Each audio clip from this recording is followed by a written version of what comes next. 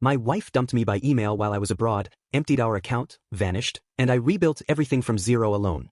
I was in Prague when it happened. I'd been there for 3 weeks on a consulting job, nothing glamorous, just helping a mid-sized logistics firm restructure their operations. It was supposed to be a 6-week engagement, and I was halfway through when I got the email. I remember the exact moment because I was sitting in the hotel lobby, sipping burnt coffee from a paper cup, trying to get through a spreadsheet that refused to cooperate. The subject line read, "We need to talk." It was from my wife, Emily. I opened it expecting something mundane, maybe a question about the dog or a reminder to pay the water bill.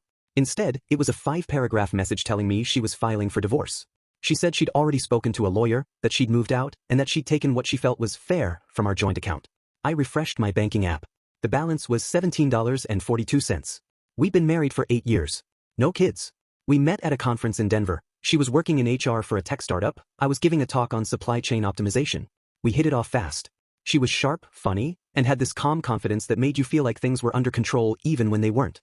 We moved in together after 6 months, got married a year later. We bought a modest house in Raleigh, North Carolina. Nothing extravagant, but it had a screened porch and a backyard big enough for a grill and a hammock. We both worked a lot, but we made time for each other. Or at least I thought we did. Looking back, I can't say there were obvious signs. We had arguments, sure. Mostly about work, or how I traveled too much. She hated how I'd disappear for weeks at a time.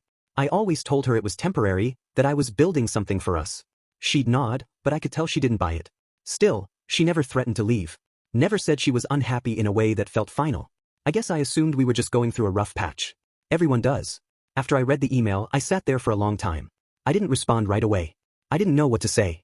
I felt numb more than angry. I kept thinking, this isn't how it's supposed to happen. Divorce by email. No conversation. No warning. Just a message and an empty bank account. I called her, but she didn't pick up. Full story on channel, link below.